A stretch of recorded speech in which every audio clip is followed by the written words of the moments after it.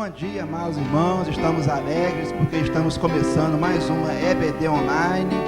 Eu quero te convidar nesse momento a você abrir o seu cantor e cantar conosco o hino Firme nas Promessas, de número 154.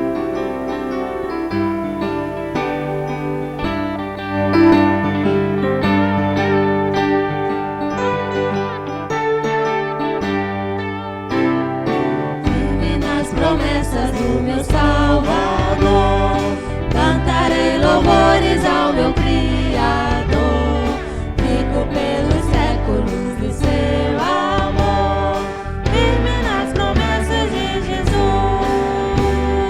firme nas promessas de Jesus, firme nas promessas de Jesus, meu mestre, firme sim, nas promessas de Jesus. Firme nas promessas de Jesus,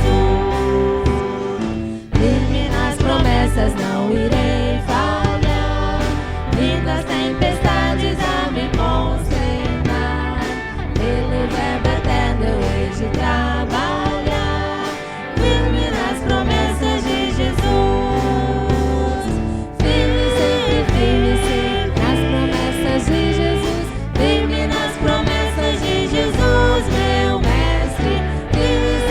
firme sim, nas promessas de Jesus, e firme nas promessas de Jesus, firme nas promessas, sempre vejo assim, purificação do sangue para mim, é na liberdade gozarei sem fim, firme nas promessas de Jesus, firme sim, nas promessas de Jesus, firme nas promessas de Jesus, meu mestre, firme nas promessas de Jesus, e firme nas promessas de Jesus.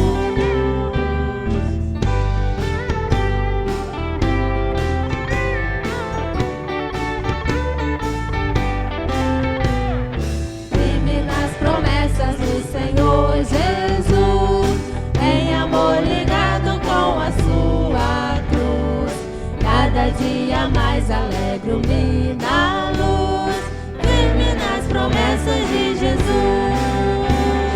firme sim, nas promessas de Jesus, firme nas promessas de Jesus, meu mestre, firme sim, nas promessas de Jesus, Sim, firme nas promessas de Jesus.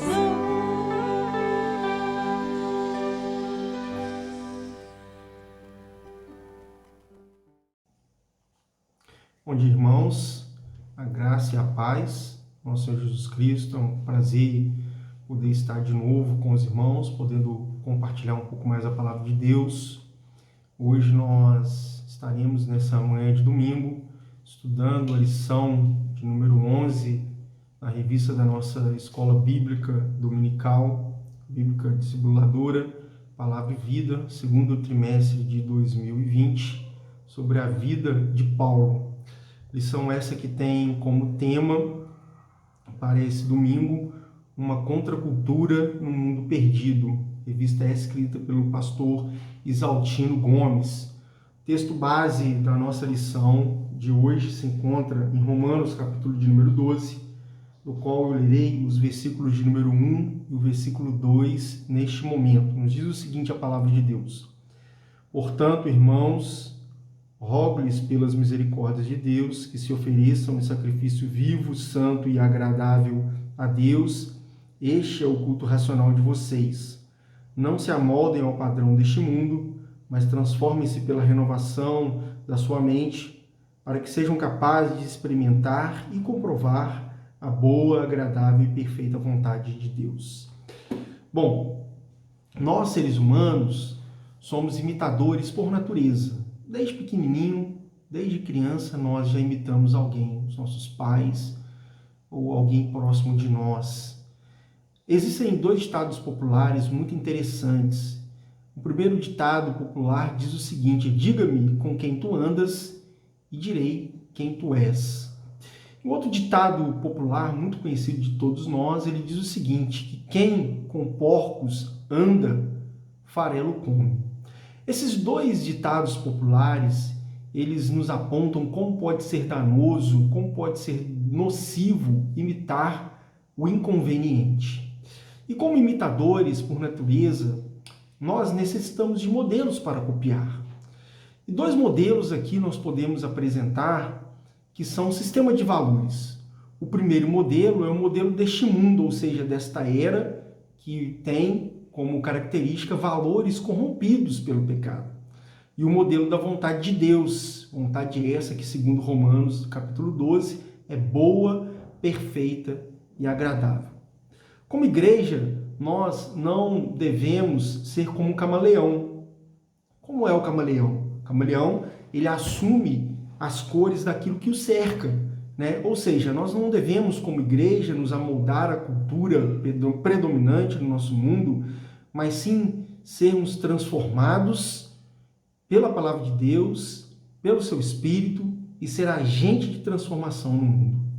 O pastor Isaltino Gomes, aqui, ao escrever esse estudo, ele diz o seguinte: somos uma contracultura num mundo perdido.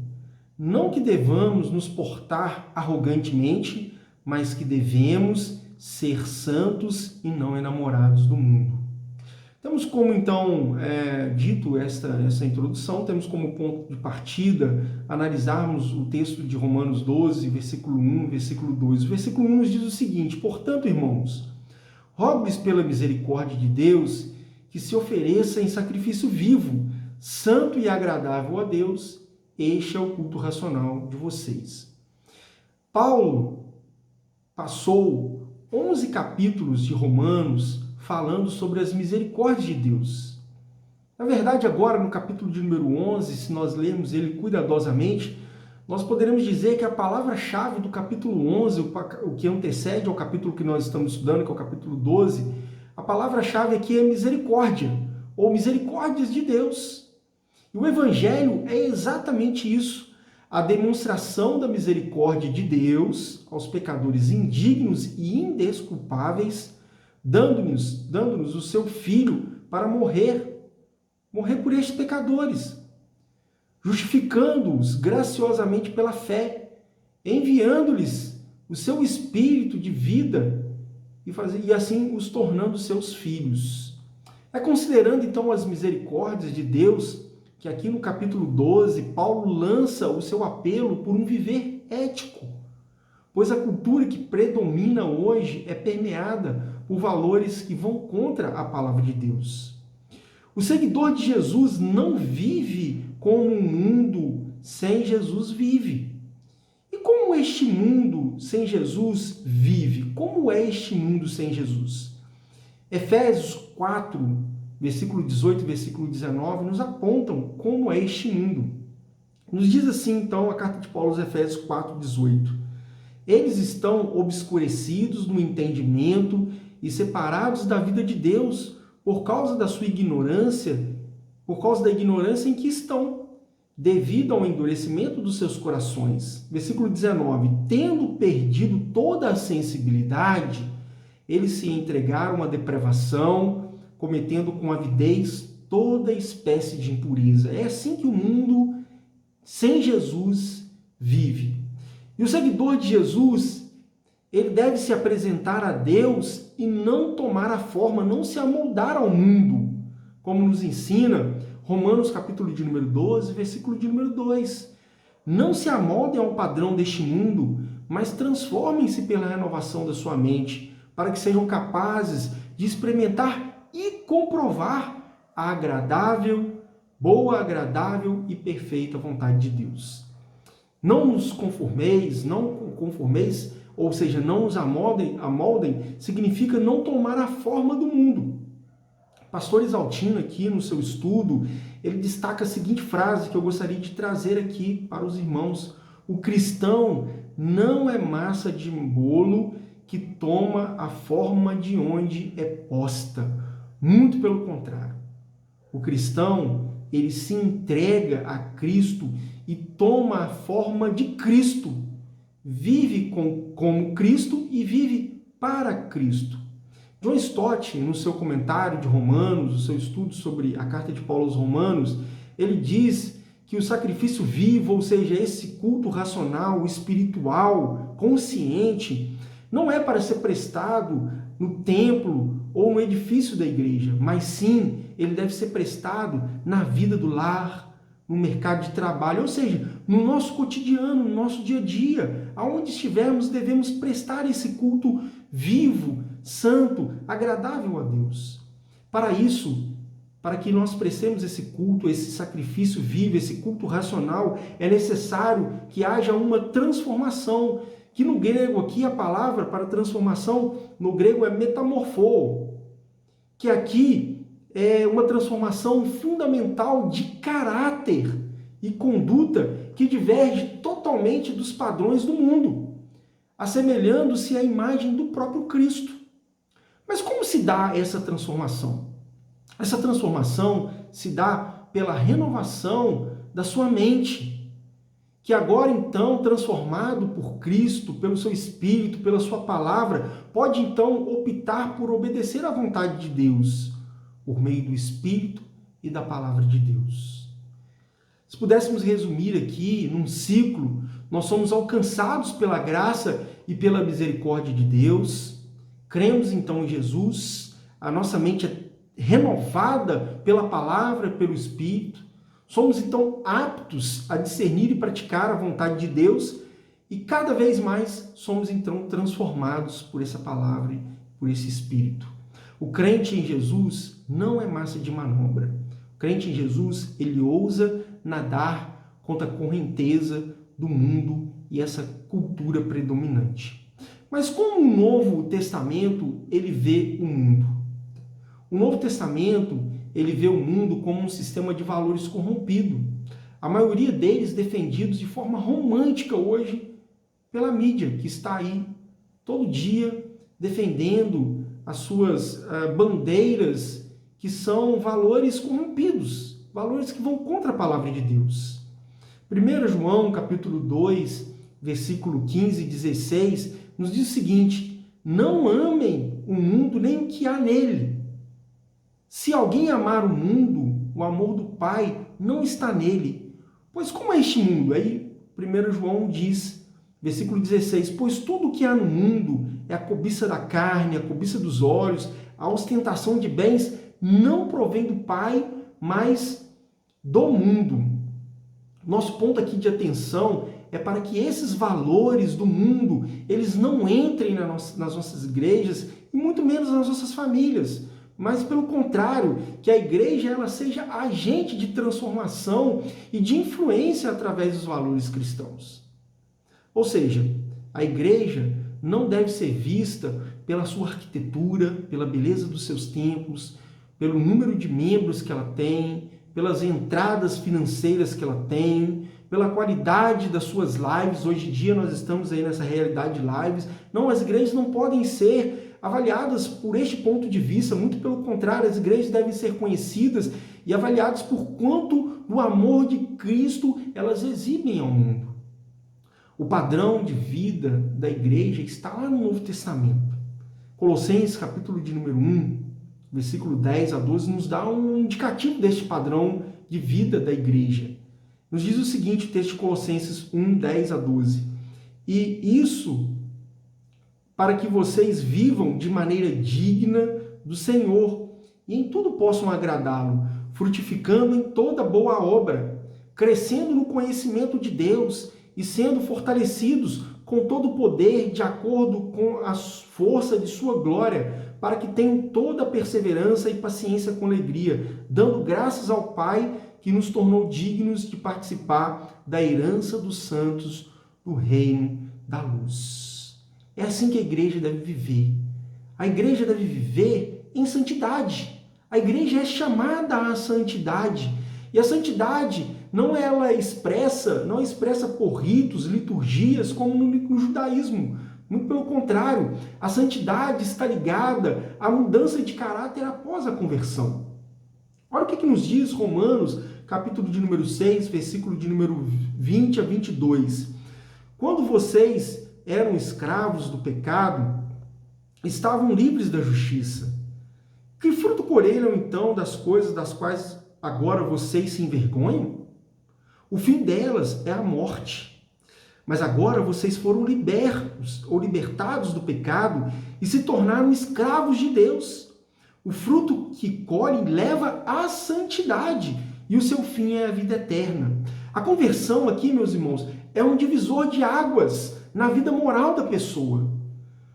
Quando essa pessoa se converte ao Senhor Jesus Cristo, seus valores mudam. Com Cristo na vida, nasce um novo jeito de viver.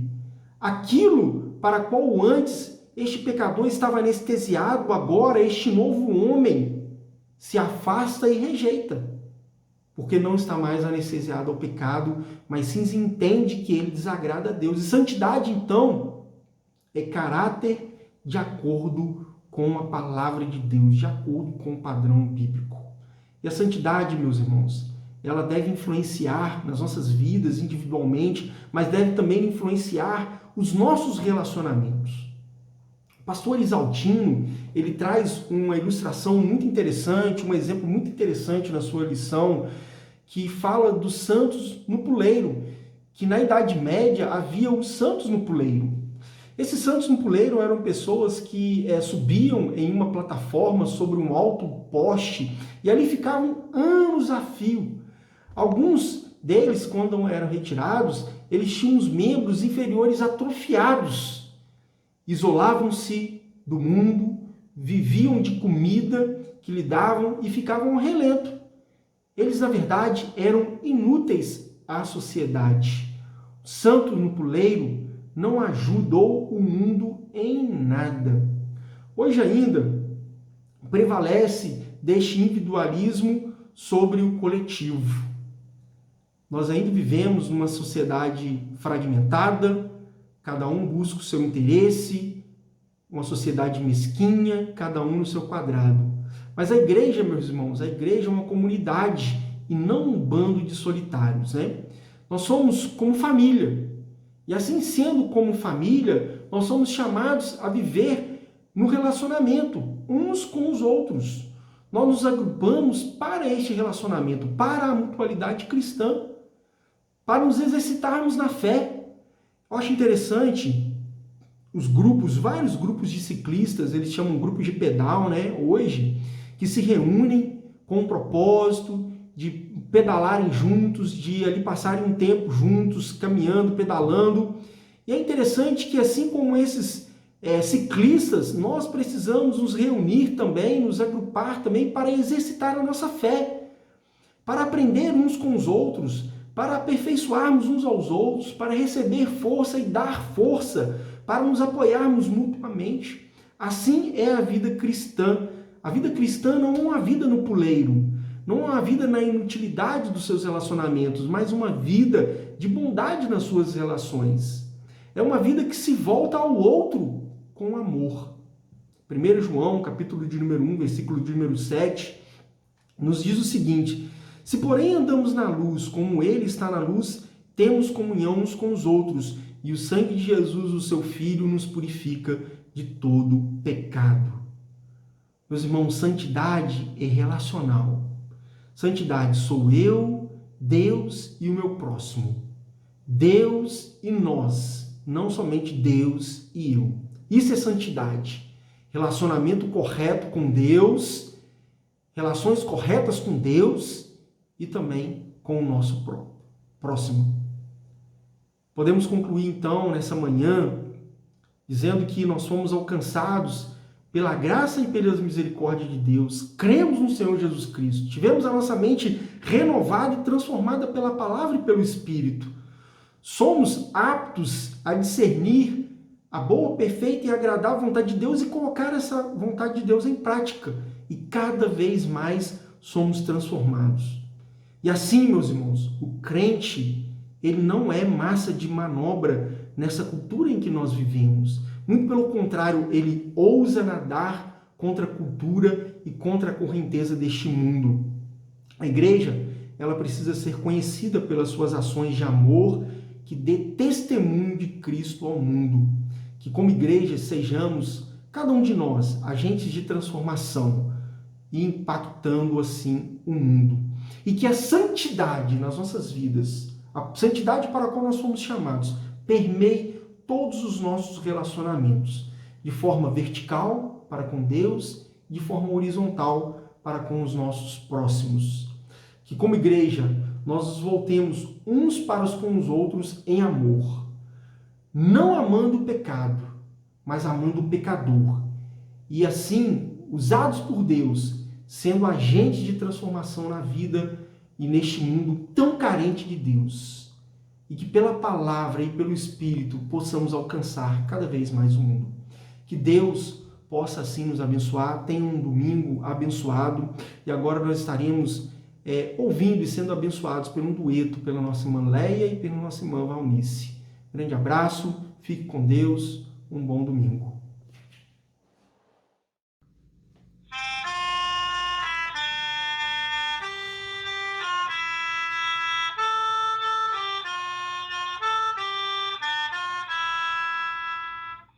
Igrejas bem fortes no mundo arruinado, levantem seu brado com a Bíblia na mão. O mundo precisa e mais do que nunca do bom testemunho de todo cristão.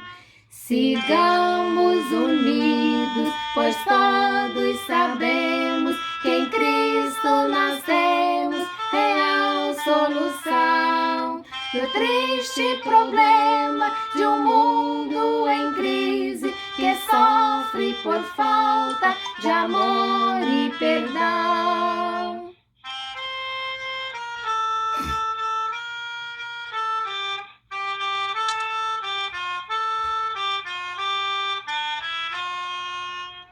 Ao mundo em crise, sejamos a prova da paz que renova com vida e poder. E firmes vivamos a fé que abraçamos, confiantes em Cristo, pois há de vencer.